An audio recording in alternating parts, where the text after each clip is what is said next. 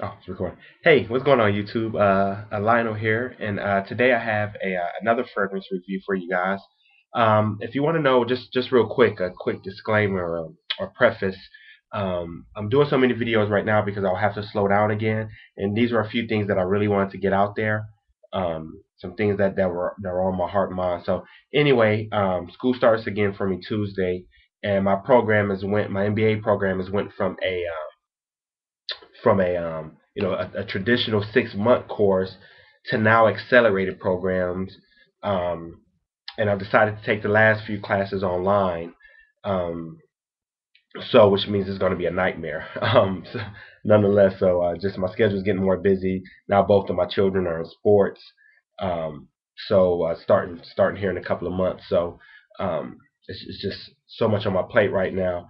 But I do enjoy the fragrance review. I do enjoy the community. So that's why I'm putting these videos out here so fast. So anyway, that's that. Today comes from the house of Diptyque, um, and it is called 34 Boulevard, Saint Germain. I don't know if you can see that. Anyway, this is pretty much gone. I had two of these samples, so I wore one completely, and I'm pretty much done with this one. About 2 milliliter spray, so you can get a good wearing from it if you go and you email the house. Um, so this is the one I chose to review. Um, and let's get into it. So I'm not going to give you the note breakdown. You can go to Fragrantica for that because there's just so many. It's quite a busy fragrance. It was released in 2011. It was to commemorate their 50th year anniversary. And the fragrance that's called 34 Boulevard Saint Germain. Um, and there's a good deal of information on why and how they came to that name. It is considered a Chypre floral, um, and I would really call it, man. I guess you know what? I guess so. I mean, I guess I would agree with their classification of that. Here's what it really is. It's citrusy, it's floral, and it's spicy, um, with a hint of woods in there. So it is a really good fragrance, I think. But here's what I think about it. If you took Chanel Allure Homme, and Chanel Allure Homme has kind of this almost oily type of feel to it. It's something to the nose, kind of gives it that. It's not dry. This one is more dry. It's sort of almost potpourri-ish. Um, Yet there's some racing in it, um, which I would think would make it a bit heavier, but it never gets heavy. It kind of remains dry or almost crushed. Like almost like crushed florals more than like a wet floral.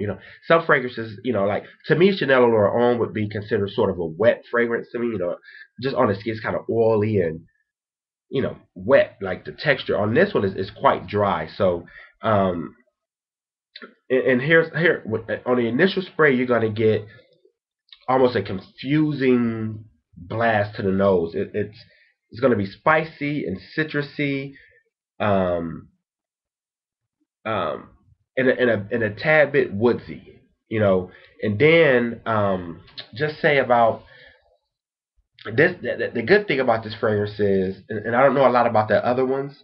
I still have yet to wear. I think it's Philosophes. I think it's how you pronounce it. Philosophes. I don't know. I've yet to wear that one. I got a sample of that one, and once I figure it out, I'll get to how to pronounce the name correctly. But the P one that everybody usually, I think maybe Wally even split it. Um, anyway, this one, where was that? Where was that at? On the initial spray, you're gonna get this dry, crush, almost potpourri-ish, just citrusy and floral. Then, as it starts to dry down, oh, that's where I was going. It's a very unfolding fragrance. It's not linear at all because it starts off kind of citrusy with some florals, spicy. Then it goes kind of woodsy, spicy, and then the base, it starts to get sweeter. So for some reason, the floors in the woods, as it progresses, it gets more sweeter. Um, um, the longevity is decent. I actually get a bit more longevity and projection with Allure Homme than with this. But this would definitely probably be a bit more refined than Allure Homme. It's not as again, it's not as busy. Some there's something in Allure Homme. I mean, I love the fragrance, but there's something in Allure Homme that can be a bit agitating, aggravating. It really doesn't exist here. The problem with this fragrance is I think somebody may consider it almost potpourri-ish on the skin. It just kind of has this, you know, almost spiced, like you're walking into you know, a spice, like one of those small spice houses. Or if you walked into one of the stores in the mall, those little kiosks, and they're selling all the spices. It almost has that kind of appeal to it. Um, it definitely could be a signature scent. Just because of the notes, I mean, I would not reach for this in the summer. I think um, it really, to me, it really exudes fall. It's not even a winter fragrance. I'm talking about early fall, middle fall, like when the leaves are falling and the grass is starting to dry and become a bit brittle, and your flowers are dying. Like it has that type of aroma to it to me. Just kind of spicy, a little bit citrusy. It just has that, you know, Thanksgiving type of feel to me. It's almost Londonish, almost. But I mean, it's a good fragrance. I really wanted to review it because I want more people to go and try to get some samples from these guys and try it out. I really want to try to put some different fragrances out there for you guys to experience. Overall,